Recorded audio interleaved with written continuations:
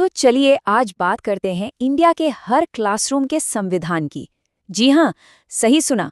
ये है एनसीएफ 2005 और आरटीई 2009। जो लोग टीचर्स हैं या बनने की तैयारी कर रहे हैं, उनके लिए तो ये सबसे ज़रूरी डॉक्यूमेंट्स हैं। क्योंकि टीचिंग एग्जाम्स में पेडागोजी से जुड़े ज़्यादातर सवाल बस इन्हीं दो से आते हैं। चलिए, इन्हें आसान भाषा में समझते हैं। तो सोचिए ज़रा, एक क्लासरूम का संविधान आखिर होता क्या है? इसे ऐसे समझ सकते हैं। एनसीएफ 2005 हमें टीचिंग की फिलॉसफी देता है, मतलब कैसे पढ़ाना है, और आरटीई 2009 उस फिलॉसफी को लागू करने की लीगल पावर देता है। तो चलिए शुरुआत फिलॉसफी से ही करते हैं। आखिर इन पॉलिसीज की जरूरत पड़ी ही क्यों? इसकी कहानी शुरू होती है 1993 की एक बहुत ही इंपॉर्टेंट रिपोर्ट से, जिसका नाम था लर्निंग विदाउट बर्डन, मतलब शिक्षा बिना बोझ के। प्रोफेसर यशपाल की कमेटी ने बच्चों के भारी भरकम स्कूल बैग्स और रट्टू तोता वाली पढ़ाई के खिलाफ आवाज उठाई थी, और इसकी इंस्पिरेशन मिली थी रविंद्रनाथ टैगोर के एक ऐसे सिविलाइजेशन एंड प्रोग्रेस से। और इसी बोझ को कम करने के लिए जो पहला सोल्यूशन सामने आया वो था एनसीएफ 2005, यानी नेशनल करिकुलम फ्रेमवर्क। ये कोई नियम कानून की किताब नहीं है, बल्कि टीचर्स के लिए एक नया माइंडसेट, एक नई सोच है। एनसीएफ 2005 ने टीचर के रोल को पूरी तरह से बदल दिया। इसने कहा कि टीचर अब एक डिक्टेटर नहीं, बल्कि एक फैसिलिटेटर है। हिंदी में कहें तो सुविधादाता। इस शब्द को बिल्कुल याद कर लीजिए। फैसिलिटेटर का काम बच्चों के दिमाग में इंफॉर्मेशन ठूसना नहीं है, बल्कि उन्हें अपना ज्ञान खुद बनाने में हेल्प करना है। अब आते हैं एनसीएफ के 5 गाइडिंग प्रिंसिपल्स पर। और हाँ, इन्हें बिल्कुल घोट लेना है, एग्जाम्स में सीधे सीधे आते हैं। पहला, ज्ञान को सिर्फ क्लास तक सीमित नहीं रखना, उसे बाहर की दुनिया से जोड़ना है। दूसरा, रोटे मेथड यानी रटंत प्रणाली से मुक्ति, समझाने पर जोर देना है। तीसरा, करिकुलम को सिर्फ किताबों से आगे ले जाना है। चौथा, एग्जाम्स को फ्लेक्सिबल बनाना है ताकि वो बच्चों के लिए टेंशन ना बने। और पांचवा, बच्चों में डेमोक्रेटिक वैल्यूज डेवलप करना ताकि वो अच्छे नागरिक बने। तो एनसीएफ 2005 ने फिलॉसफी तो दे दी, एक फ्रेमवर्क दे दिया, लेकिन इसे जमीन पर उतारेगा कौन? कानून के बिना तो ये सिर्फ कागज पर रह जाता है ना। बस यहीं पे एंट्री होती है हमारे दूसरे हीरो की, the right to education act 2009। ये वो कानूनी ताकत है जो एनसीएफ की सोच को हकीकत बनाती है। इसका पूरा नाम है the right of children to free and compulsory education act 2009। और ये पूरे देश में लागू कब हुआ? 1 अप्रैल 2010। हाँ, अप्रैल फूल्स डे। पर ये कोई मजाक बिल्कुल नहीं था, बल्कि इंडियन एजुकेशन के लिए एक गेम चेंजर था। ये डेट जरूर याद रखिएगा।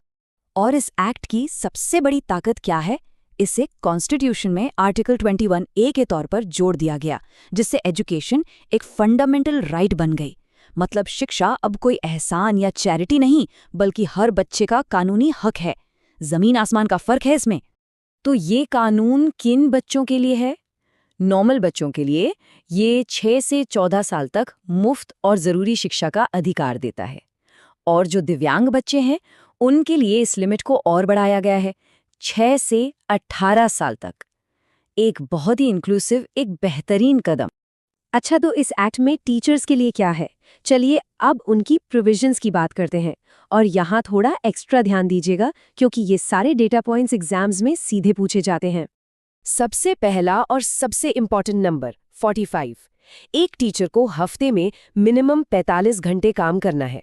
और हाँ, इसमें लेसन प्लानिंग और प्रेपरेशन का टाइम भी इंक्लूडेड है। ये नंबर, इसे तो स्टार मार्क कर लीजिए। पेडागोजी एग्जाम्स में ये सवाल बार बार आता है। अगला है पीटीआर, यानी प्यूपिल टीचर रेशियो।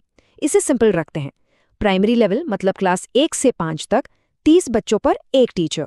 अपर प्राइमरी यानी 6 से 8 तक 35 बच्चों पर एक टीचर। पर एक कैच है, अगर किसी प्राइमरी स्कूल में 200 से ज्यादा बच्चे हो गए तो रेशियो 40:1 हो जाएगा। अब बात करते हैं साल में कितने दिन काम करना है। प्राइमरी लेवल के लिए कम से कम 200 दिन, जो बनते हैं 800 घंटे। और अपर प्राइमरी के लिए 220 दिन, यानी पूरे 1000 घंटे। और अब वो चीजें जो आरटी एक्ट के अंदर बिल्कुल मतलब बिल्कुल ही बैंड है। सेक्शन 17 कहता है बच्चों को मारना, पीटना या मेंटल हैरेसमेंट नो वे। सेक्शन 28 कहता है टीचर्स प्राइवेट ट्यूशन नहीं ले सकते, ये गैर कानूनी है। इसके अलावा एडमिशन के लिए डोनेशन, जिसे कैपिटेशन फी कहते हैं, वो भी बंद। और बच्चों या पेरेंट्स का कोई स्क्रीनिंग टेस्ट या इंटरव्यू लेना भी मना है। ठीक है, तो थ्योरी हो गई, सारे इंपॉर्टेंट पॉइंट्स कवर हो गए। अब टाइम है थोड़ा एक्टिव रिकॉल का। देखते हैं कितना याद रहा, है ना? पहला सवाल, NCF 2005 के हिसाब से टीचर का स्पेसिफिक रोल क्या है? सिर्फ एक शब्द में बताना है। सोचिए। और सही जवाब है फैसिलिटेटर। हिंदी में कहें तो सुविधादाता। बिल्कुल सही। दूसरा सवाल, RTE एक्ट 2009 के अंडर एक टीचर के लिए मिनिमम वीकली वर्किंग आवर्स कितने हैं? वो नंबर याद है? जवाब है 45 घंटे, प्रिपरेशन टाइम मिलाकर। हाँ। तीसरा सवाल, RTE के तहत प्राइमरी कक्षाओं के लिए छात्र शिक्षक अनुपात यानी PTR क्या है? बिल्कुल सही, ये है 30:1, यानी 30 छात्रों पर एक शिक्षक। और चौथा सवाल NCF 2005 लर्निंग विदाउट डैश नामक रिपोर्ट पर आधारित है। खाली जगह में क्या आएगा? और वो शब्द है बर्डन। लर्निंग विदाउट बर्डन यानी शिक्षा बिना बोझ के। तो हमने क्लासरूम के संविधान की फिलॉसफी भी समझी और इसके नियम कानून भी। अब आखिरी सवाल जो सबके सोचने के लिए है, इन प्रिंसिपल्स और रूल्स को फाउंडेशन बनाकर किसी भी क्लासरूम को सच में एक ऐसी जगह कैसे बनाया जा सकता है जहां बच्चे खुशी खुशी सीखें? इस पर सोचना जरूरी है।